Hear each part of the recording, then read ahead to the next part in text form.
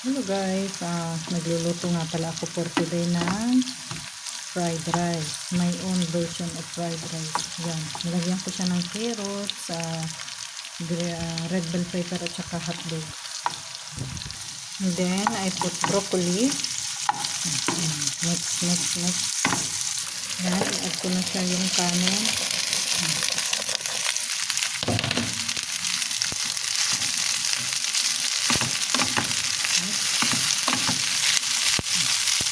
Yan siya guys, nilagyan ko siya ng butter, pulpul aswad at saka salt and Maggi cubes.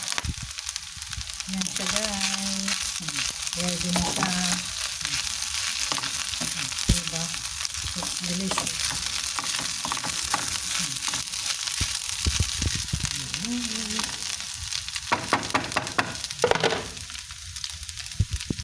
Yan na siya guys, ready na siya.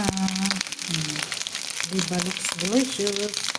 Hindi ko siya pwedeng tikman kasi fasting ako today.